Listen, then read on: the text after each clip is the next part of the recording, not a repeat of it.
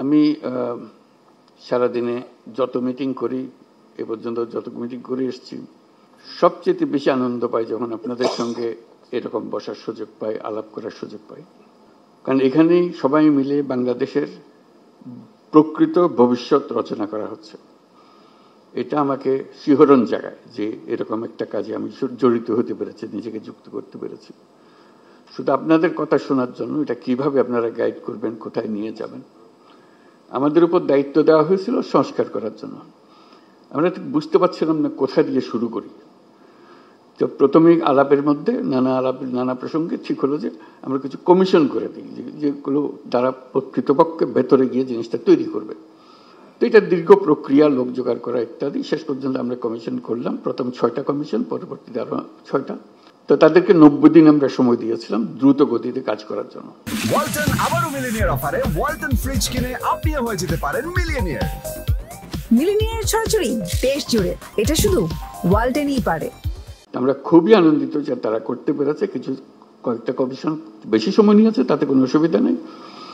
এখন কমিশনের রিপোর্ট আসলো, এরপরে আমরা যে ঐক্যমত্য গঠন করতে চাচ্ছি সেটা কিভাবে হবে, সেটার থেকে একটা আইডিয়া আসলো যে একটা ঐক্যমত্য কমিশন বলে আলাদা একটা কমিশন করি। তো সেটা যে ফলপ্রসূ হয়েছে সেটা প্রফেসর আলী রিয়াজ সাহেব যখনই আমার সঙ্গে বৈঠক করেন আমি অত্যন্ত আনন্দিত হই। যেভাবে আপনারা সহযোগিতা করেছেন, আনন্দ সহকারে পার্টিসিপেট করেছেন। এটা কেন জানি আমার মনে হয়েছিল যে এটা হয়তো সবার আগ্রহ হবে না, কবে পাশ কাটিয়ে যাবে বা ভেতরে ঢুকতে চাইবে না।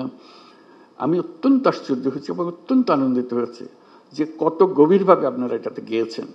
এবং শুধু ওনাদের সঙ্গে, কমিশনের সঙ্গে আলাপ করে না, নিজেদের ভেতরে আলাপ করেছেন এবং আন্তরিকভাবে বুঝে আমাদেরকে বলার চেষ্টা করেছেন, আপনাদের সঙ্গে বিতর্ক করেছেন কমিশনের সঙ্গে।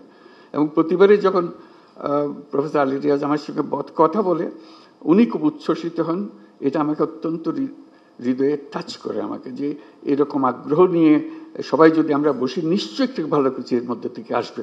তো আজকে প্রথম পর্ব শেষ হলো, তো সেটা মহা আনন্দের দিন যেটা আমরা করেছি। দ্বিতীয় পর্বে, প্রথম পর্বে আমরা কি করলাম, এটা যত কিছু ইস্যুজ আছে, যত কিছু রিকমেন্ডেশন, সুপারিশ আছে, তার মধ্যে কিভাবে আমরা একমত হলাম, কারা কোনটাতে একমত হলো, সব মিলিয়ে শেষ পর্যন্ত আমরা জুলাই সনদ করব।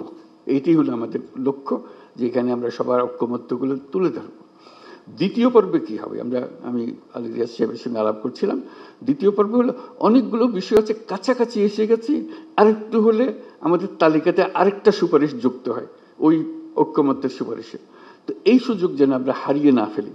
এই দ্বিতীয় পর্বের আমি যদ্দূর বুঝছি, প্রফেসর আলী রিয়াজ তারা ব্যাখ্যা করবেন যে এই আলাপটা নিয়ে যেটুকু তফাৎ ছিল, দূরত্ব ছিল, সেই দূরত্বকে গুছিয়ে এনে যাতে আমাদের জুলাই সনদে বর্তমানে যতগুলো ঐক্যমতের বিষয় আছে তার মধ্যে যে আরো কিছু যোগ করতে পারে, দেখতে সুন্দর লাগবে। জাতীয় একটা সনদ হলো, অনেকগুলো বিষয়ে আমরা একমত হতে পেরেছি। জাতি হিসেবে আমরা গর্বিত জাতি হিসেবে দাঁড়াতে পারে যে আমরা তো এরকম বিভক্তিকরণের প্রক্রিয়ার মধ্যে রাজনীতি সৃষ্টি করিনি। আমরা সৃষ্টি করছি ঐক্যবদ্ধ হওয়ার জন্য, দেশের উন্নতির জন্য, দেশের মঙ্গলের জন্য। আজকে সেই সবাই উপস্থিত থাকতে পারে, আমি নিজেকে সৌভাগ্যবান মনে করছি।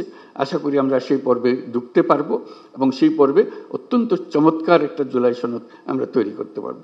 সবাইকে ধন্যবাদ।